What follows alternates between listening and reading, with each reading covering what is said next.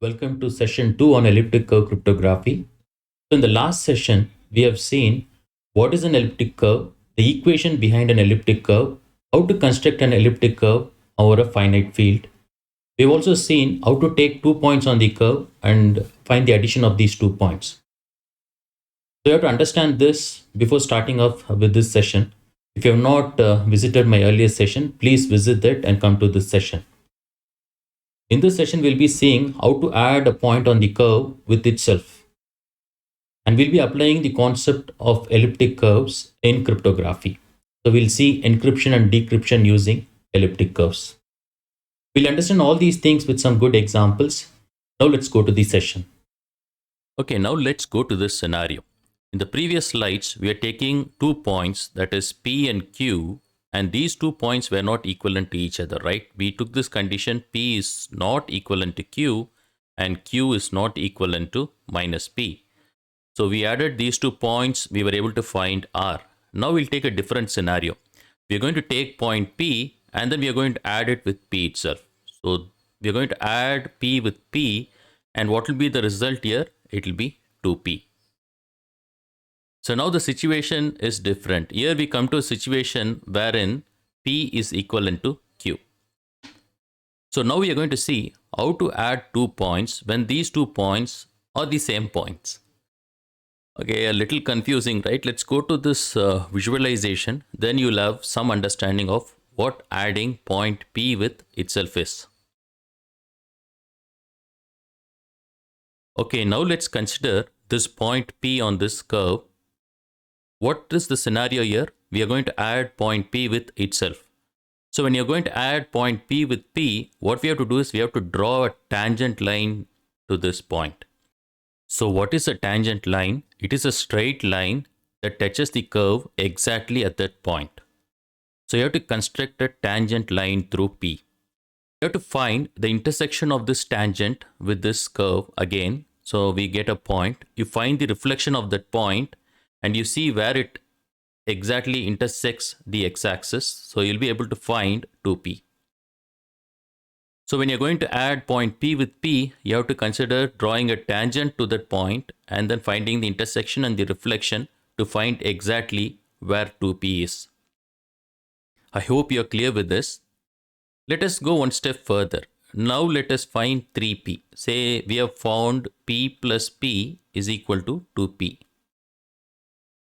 Let's take 2P, let's add it with P so that we get 3P. So we know P and 2P. So these are two different points on the curve. How will you add two different points on the curve? Just draw a line through these 2 points. See where this line intersects on the curve. So you're able to see that this line intersects here. Find the reflection of this point. So where is the reflection of this point and where it exactly intersects the curve? So this is the point where it intersects and you call that to be 3P. Now let's find what is 4P. What is 4P? It is going to be 3P plus P. That will be 4P, right? Where exactly 4P will be? So you have P here, you have 3P here.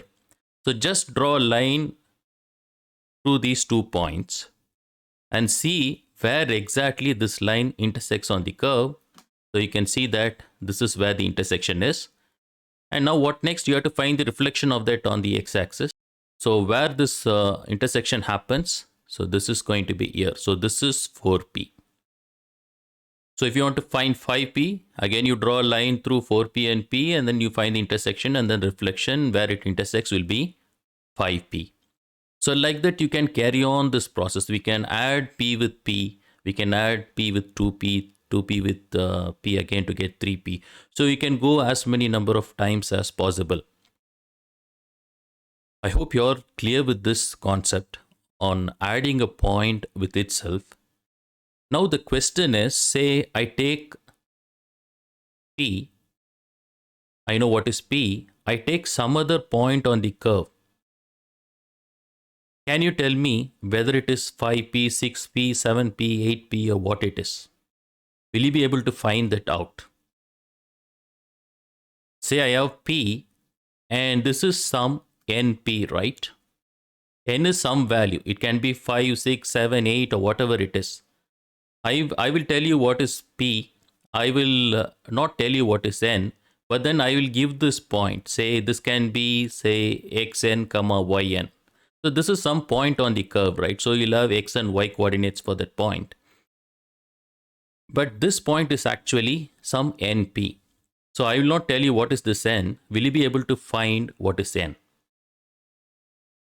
Say if n is some very large number, let's consider 80567 8 times p or something like that. So will you be able to go through this process and really find n out if n is hidden from you? See how difficult it is to find n when n is very large. See, if I'm going to tell you 2p or 3p, it's very easy. But when n is very large, it's not going to be possible for you to find or guess what n is. So this is the concept behind elliptic curve cryptography. So this is the advantage that they are using. Say I will take a point P, you call this point P to be a generator. We can call this point P also a generator point. And then we'll find n times P, right? We know what is n times P. We have taken some examples here. So this n will be hidden. So n will become the private key kind of a concept. Say we'll be looking at encryption and decryption using elliptic curves in the coming slides, but this is a hint. What is the advantage that we have here? That is, it's very difficult to guess n. Exactly what is n if n is going to be a very large number. So now what we will see is, we'll go step by step. We will see how to add p with p using algebraic expressions. So we have seen visually what is p plus p, what is p plus 2p and all these things. Now when you add p with p, how to do that using algebraic expressions. So what is p plus p? That is going to be 2p. When you talk about 2p, it is again a point, right? x3 comma y3 be the coordinates of this point 2p. So we are going to see how to compute this 2p by using algebraic expressions. Let's go to the computation now. So we are going to consider a point P with the coordinates x and y on this elliptic group represented as EP A, B. Say what is our objective? We want to add point P with itself. So we are going to take this point P and then we are going to add it with itself. That is again x, y. So in the previous discussions, we had two different points P and Q, and P was not equivalent to Q. So we had x1, y1, x2, y2. But here we are adding point P with itself. So x1 is going to be equivalent to x2, y1 is equivalent to y2. So we have this condition, x1 is equal to x2 and y1 is equal to y2 because we are adding P with itself. As simple as that. So now let's take a look at the expressions we are going to use.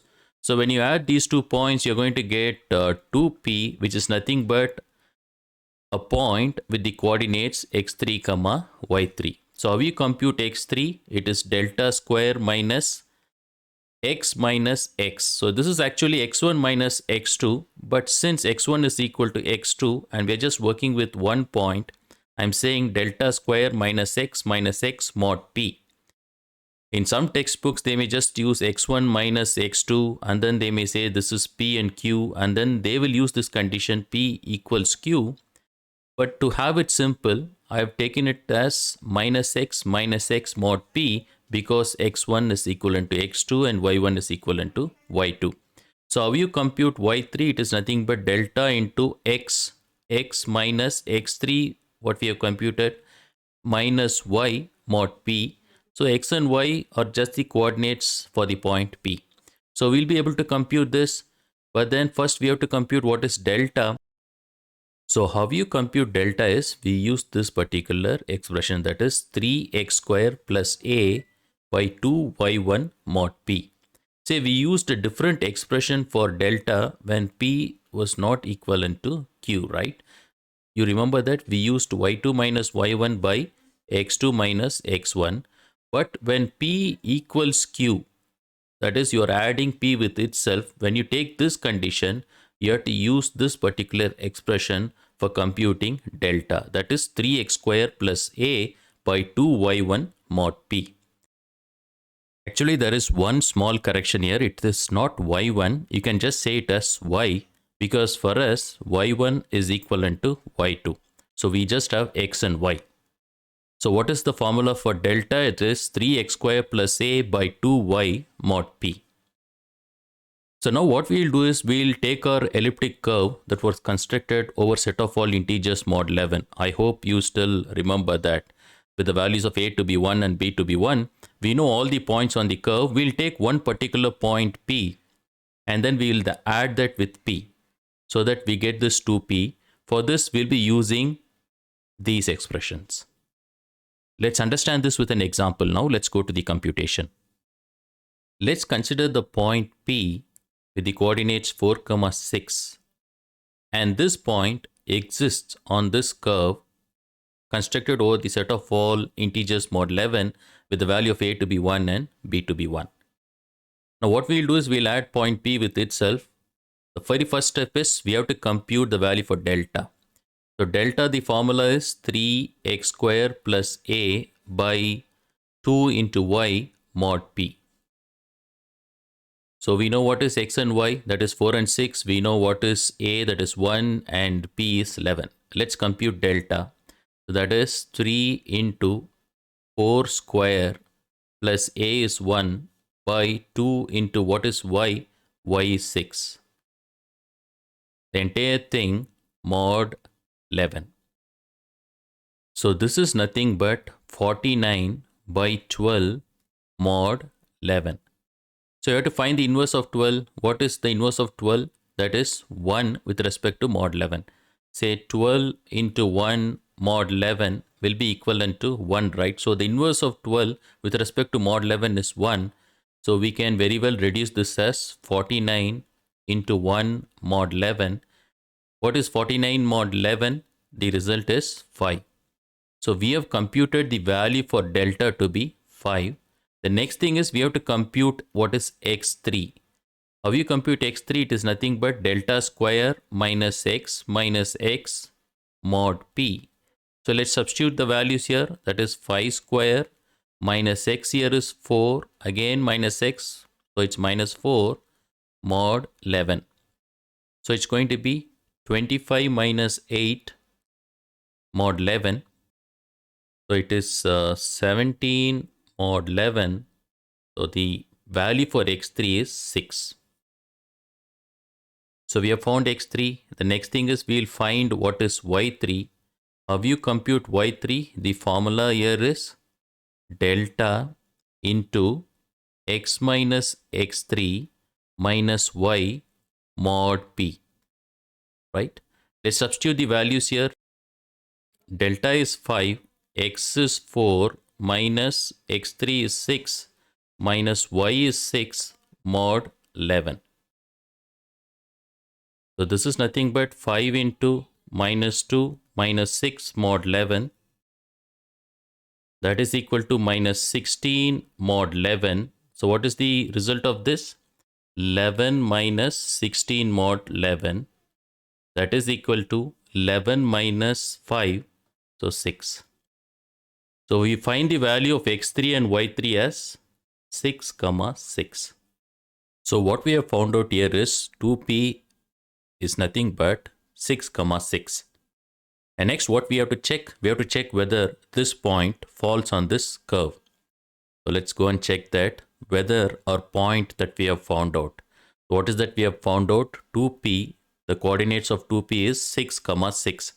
Whether 6, 6 lies on the curve that we have selected.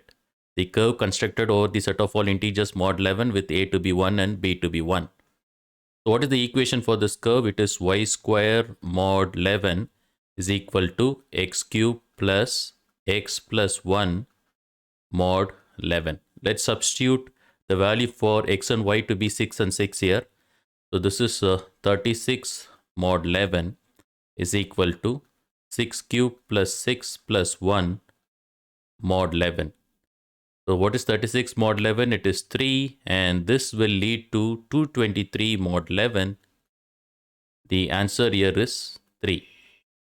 So what we find here is this point 6 comma 6 satisfies this equation. So very well we can say this point belongs to the elliptic group E11 1 comma 1. So what we understand from here is, say we have a set of points on an elliptic curve. Let's assume that this is a set and each element is a point on an elliptic curve, and here the elliptic curve we have taken is E11 1 comma 1. And what we understand is, if I take any 2 points, say I take this point, I take this point, and then when I do a summation, the result R is also in the same set. So when I add 2 points, I get another point which is in the same set. Say if I take this point P, I add that again with P, so I get 2P, right? This 2P is another point which is again in the same set. So this is something that we have learned earlier. Do you recollect the concept on groups in abstract algebra? So what is a group? So you'll have a set of elements, and the very first property is closure, right? What is closure? You take any 2 elements, you add these elements, or you apply an operation on these elements, the result will also be in the same set. So it's exactly the same property here. So we have closure here. I take 2 elements in the set, I add that, and I'm going to get the resultant element also in the same set. So we'll now take a look at the properties of elliptic curves. So what we understand here is elliptic curves constructed over a finite field. So when you talk about a finite field, elliptic curves constructed over a finite field is a finite abelian group. So when I say elliptic curves form an abelian group, it means that they satisfy closure, identity, associativity, and they also have an additive inverse. In addition to that, it forms an abelian group because addition is commutative with respect to the elements in the set. So we have already seen what is a group in our lectures on advanced encryption standard. So we have understood what is a group in abstract algebra. But let's see how an elliptic curve satisfies the properties of an abelian group here. So closure we just now discussed. Let's consider 2 points P and Q that belong to this elliptic group constructed over this finite field. This is actually finite field Fp. Then P plus Q will also belong to the finite field. Just now we have seen, we did P, we added that with P, we got 2P. 2P is also a point on the curve. So this is closure. Likewise, we have seen earlier too, we took P and Q, we added P plus Q, right? We did P plus Q and we got the resultant R to be a point on the curve. So closure holds. Identity. What is the identity element here? So here the identity element is nothing but a point at infinity that is represented like this. So when you add any point with the point at infinity, you're going to get the result as the same point. So it's P plus point at infinity is equal to P. So this point at infinity is the identity element. Say you take any 3 points P, Q and R that belongs to the curve, then when you add P plus Q and then R, that will be equivalent to adding P with Q plus R. So associativity also holds on the set of points on an elliptic curve built over the finite field. We have a concept called additive inverse. That is, when you add P with minus P, the result will be the point at infinity. So here we have mentioned P plus Q is equal to point of infinity. Whereas when you take a look at what is Q, Q is nothing but minus P. So P plus minus P will give us the point at infinity. I will just give an example for this. Say you have this elliptic curve. On this curve, say you have this point P. What is minus P here? It is just a reflection of this. So you can call this to be minus P. So Q here is nothing but minus P. When Q equals minus P, How will you find the addition of P plus minus P? It's going to be a line that goes through these 2 points, right? But you see this line, we don't know where it's going to intersect this curve. So it's a straight line, P and minus P.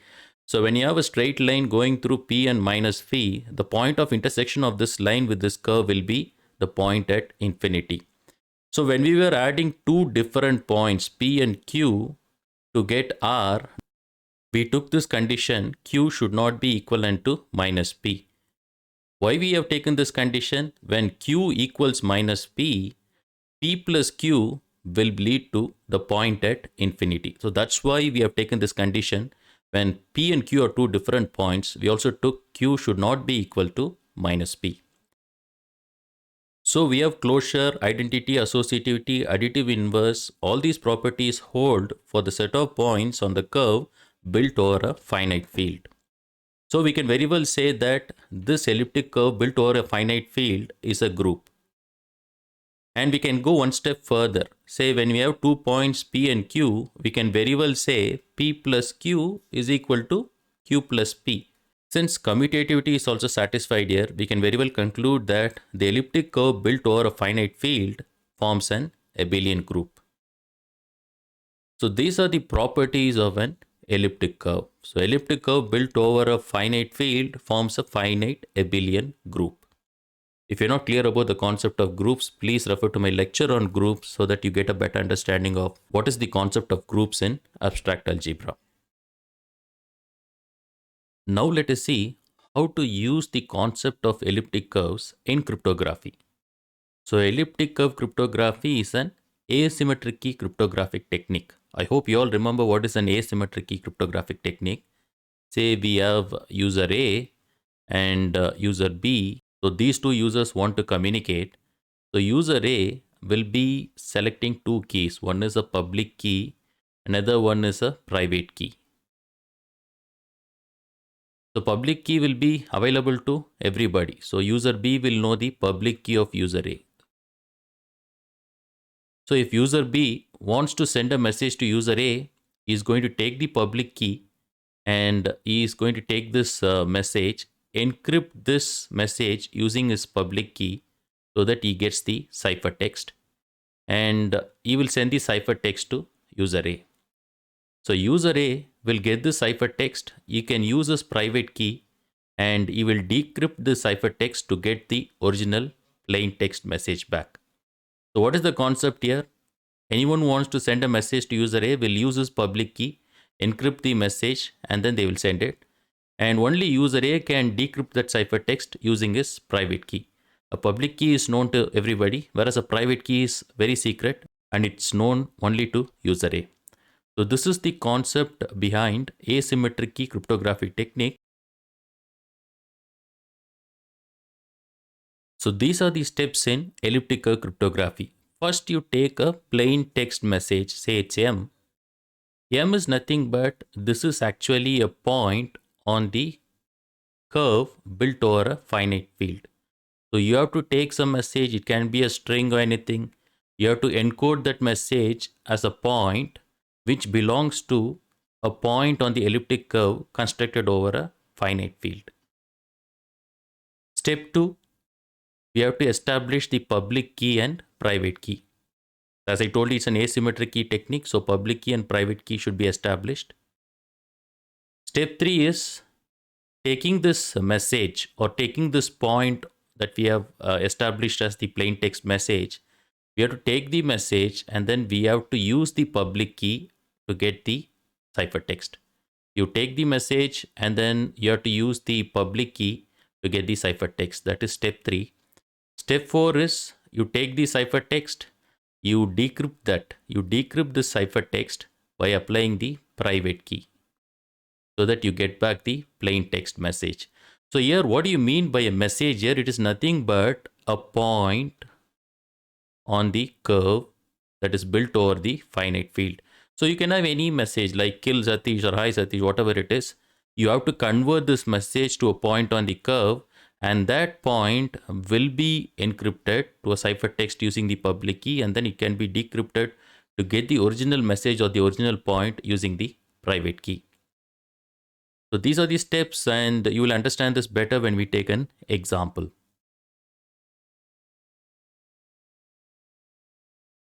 So let's consider this curve that we have built, right? We know this curve very well. That is the elliptic curve built over the finite field set of all integers mod 11 with the value of a to be 1 and b to be 1. So what we'll do is we'll take one of the points on this curve to be the plain text message. So the message should be encoded as a point on the curve. So let's directly take a point. Say we have this point 4, 6. We'll consider this to be our plain text message.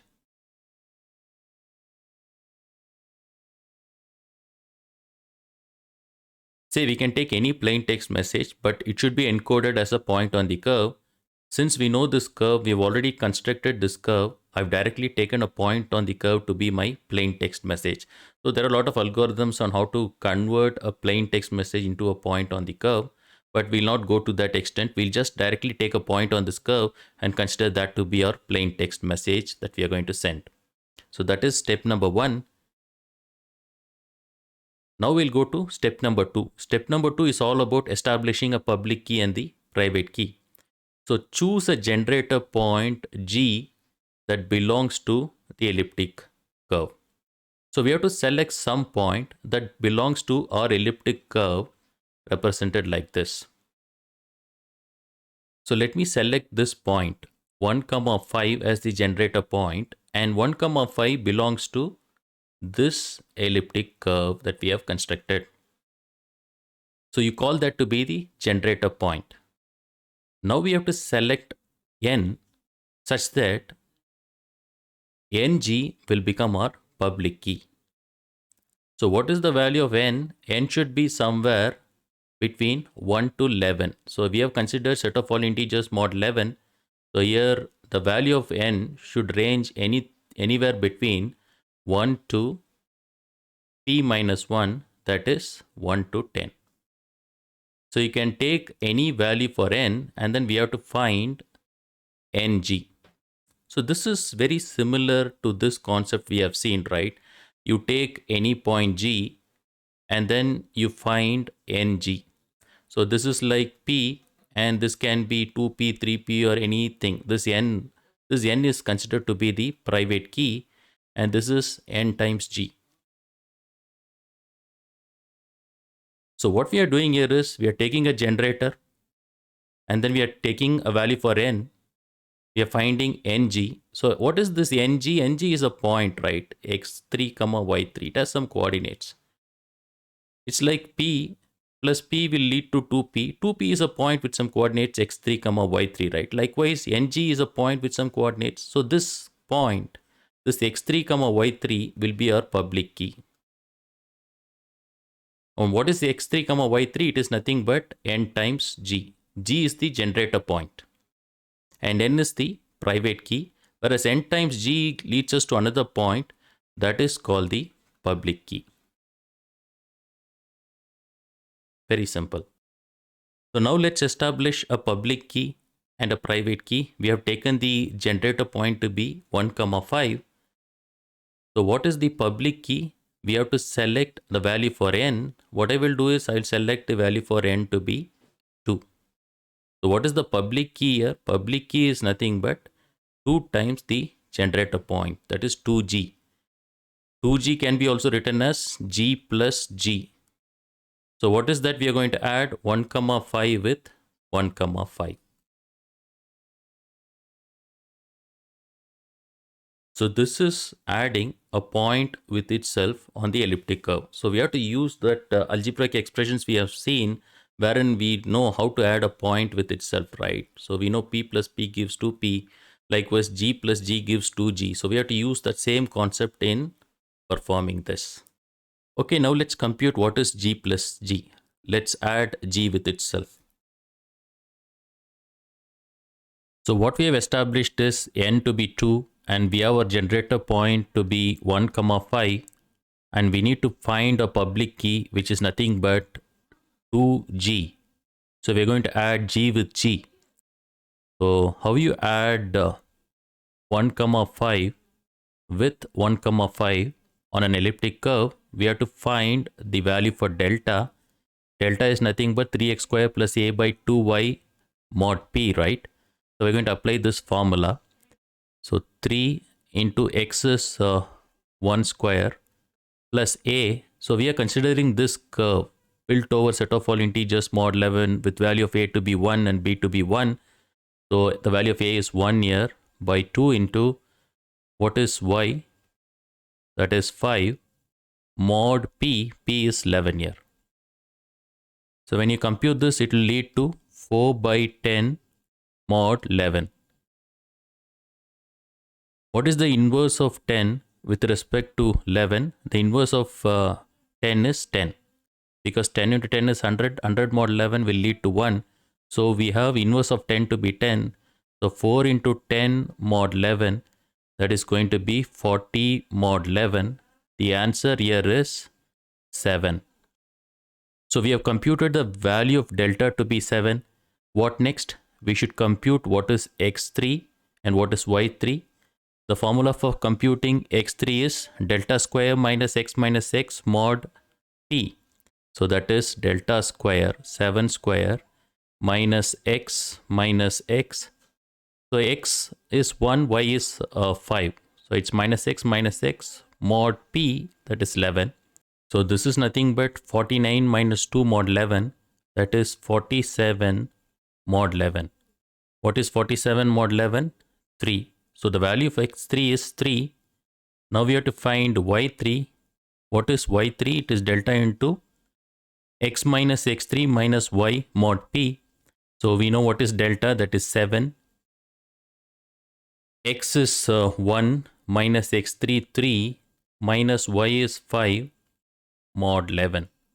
So this is 7 into minus 2 minus 5 mod 11. So what is this? Minus 14 minus 5 is minus 19 mod 11. What is minus 19 mod 11? It is 11 minus 19 mod 11. So that is 11 minus, what is 19 mod 11? It is 8. 11 minus 8 is 3. So what is the coordinates for 2g? It is nothing but 3 comma 3. And what is 2g? It is the public key. So our public key is nothing but 3 comma 3. And what is the private key that we are going to have? The value for n we have taken is 2. And what is the generator point? Generator point is 1 comma 5. So we have established all these things in step 2. And what is our plain text message? That is 4 comma 6. So step 1 and step 2 is done. We have to go to step 3, wherein we are going to take the plain text message and this public key, and then we are going to encrypt that message to a ciphertext. I hope you have understood this. Now let's go to the step 3, that is the encryption part. Now let us take a look at encryption. For encryption, the very first step is we have to select a value for k. So we're going to use this k in encryption. And what is this k? K is a random number. And the value for k will vary from 1 to p minus 1. Where p is 11 here, because you are working with an elliptic curve built over set of all integers mod 11. So the value for k can be anything between 1 to 10. So as a first step, we will select the value for k to be 2. So how is that we are using this k in achieving the ciphertext? We are taking this random value k, multiplying that with g. G, I hope you remember, it is the generator point. We have selected that as 1 comma 5. And the value for k we have is 2. What is this m? M is the plain text message. So we have considered this point 4 comma 6 on the curve, which will be our plain text message. And we are going to add that with, again, k is 2 and pu is the public key. And we have computed the public key in our previous slide, that is 2g, right?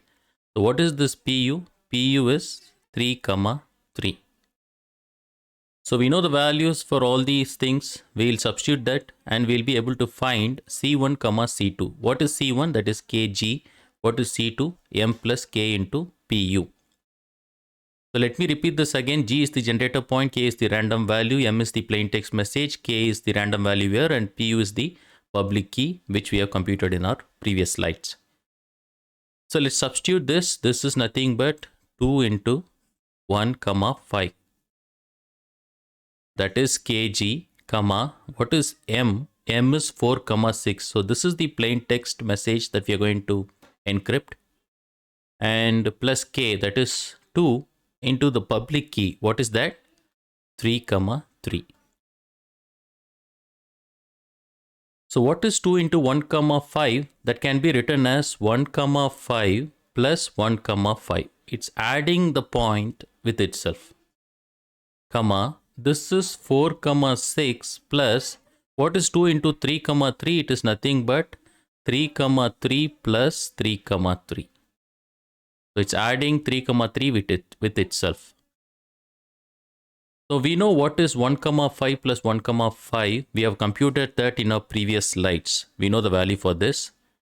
What we have to compute now is we'll compute what is 3 comma 3 plus 3 comma 3. So we are adding a point on the curve with itself. So the very first thing with respect to computing 3 comma 3 with 3 comma 3 is we'll compute delta for that. What is delta? Delta is 3x square. Here x is 3. So 3 into 3 square plus a value is 1 by 2 into y is 3. So this is 28 by 6 mod 11. So I have missed a mod 11 here. Okay. So what is 28 by 6 mod 11? You're going to get the value as 1. So we have computed the value for delta to be 1. What next? We have to compute the points x3 and y3 for this computation, adding 3 comma 3 with itself. So we are working on this part right now. So let me go to this new slide and write things here. So what we are working on here is we are adding 3 comma 3 with 3 comma 3, and we have computed the value of delta to be 1. The next thing is we have to compute this x3. What is this x3? It is nothing but delta square 1 square minus x minus x mod 11. So that is 1 minus 6 minus 5 mod 11. What is minus 5 mod 11? It is nothing but 11 minus 5 mod 11. So 11 minus 5 mod 11 is 11 minus 5, that is 6. So we know x3 to be 6. Next we have to compute y3. y3 is nothing but delta into, that is 1 into x minus x3. x3 is 6 minus y, that is 3 mod 11. So what is this? This is minus 3 minus 3. This is minus 6 mod 11. And what is minus 6 mod 11? That is 11 minus 6 mod 11. So you're going to get 11 minus 6 to be 5. So what is 3 plus 3 added with itself? We get the result as 6 comma 5. So we know 3 plus 3 when it's added with itself is 6 comma 5. What we'll do is we'll use this in our result in the previous slide. So this we have arrived it as 6 comma 5. So now what are our next steps? We have to compute 4 comma 6 plus 6 comma 5. So what we are computing? We are computing 1 comma 5 plus 1 comma 5 comma, we have the plain text message 4 comma 6 plus whatever result we have attained here, that is 3 comma 3 plus 3 comma 3 is 6 comma 5. We have already computed this, right? 1 comma 5 plus 1 comma 5. The answer to that is 3 comma 3. We already know that. So we'll substitute that here. Now we have to compute what is 4 comma 6 plus 6 comma 5. So again, these 2 points are points on the elliptic curve, and these 2 points are 2 different points. So here P is not equivalent to Q. So we have to compute what is P plus Q. What is P here? 4 comma 6, and what is Q here? 6 comma 5. Let's carry out this computation now. So what we have with us, we have 3 comma 3 comma, we have to compute this 4 comma 6 plus 6 comma 5. The very first thing is we have to compute delta. Delta when p is not equal to q, that is y2 minus y1 by x2 minus x1. So what is y2 minus y1 here? That is 5 minus 6 by x2 minus x1 is 6 minus 4. So this is minus 1 by 2 mod 11. So we should not forget this mod 11. So what is 1 by 2 mod 11? So the inverse of 2 with respect to mod 11 is 6. So we get this to be minus 6 mod 11. So inverse of 2 with respect to mod 11 is 6. 6 into minus 1 is minus 6. So we get minus 6 mod 11. What is minus 6 mod 11? It is 11 minus 6 mod 11. That is 11 minus 6. So you have 5. So we have computed the value of delta to be 5. Next we have to compute x3 and y3. What is x3? Delta square. That is 5 square delta square minus x1 minus x2 mod 11. So this is nothing but 25 minus 10 mod 11. That is 15 mod 11. What is 15 mod 11? The answer is 4. So we have computed x3 as 4. The next step is we need to compute what is y3. What is y3? Y3 is nothing but delta into x1 minus x3 minus y1 mod 11. So we know delta is 5. What is x1? x1 is 4. So this is x1, x2, y1, y2, right? So x1 is 4. What is x3? x3 is 4 minus what is y1? That is 6 mod 11. So this is nothing but, this is 4 minus 4 is 0. So this term goes to 0. You have to compute minus 6 mod 11. So what is minus 6 mod 11? It is 11 minus 6 mod 11. And what is this? 11 minus 6, that is 5.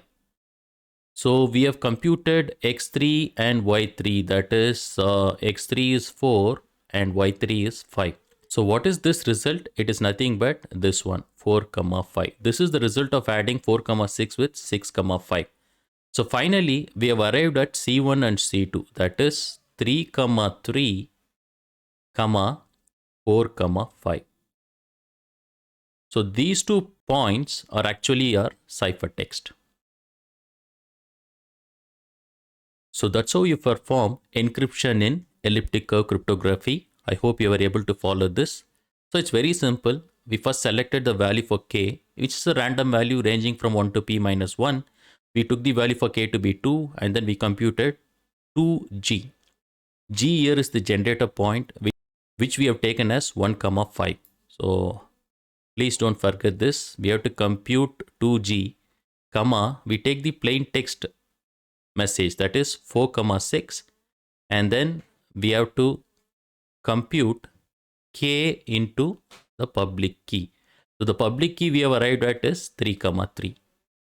So this actually is a ciphertext, and what is the value we arrived at? 3 comma 3 and 4 comma 5.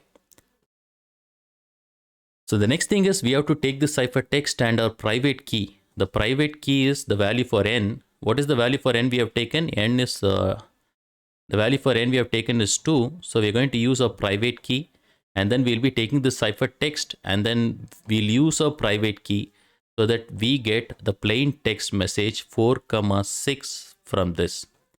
So when you decrypt the ciphertext using the private key, you have to get the plain text message. So that is our next activity. We'll go to this computation now.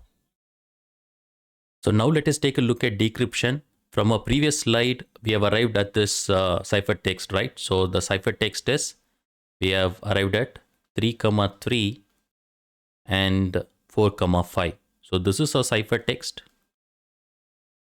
And this point represents C1 and this point represents C2. Now how to decrypt this to get the plain text message?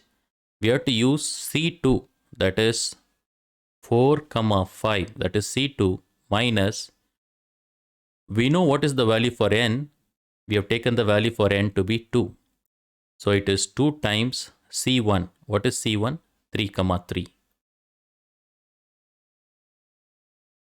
So this is nothing but 4 comma 5 minus, it's 3 comma 3 plus 3 comma 3. It's just adding 3 comma 3 with itself.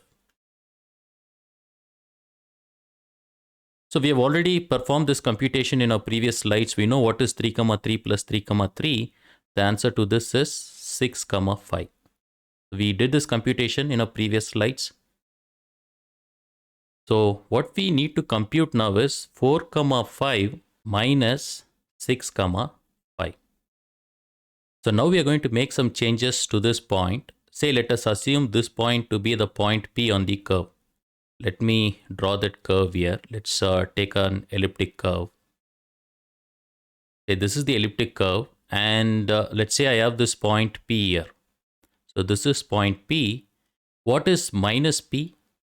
Minus P is the same point, that is its reflection.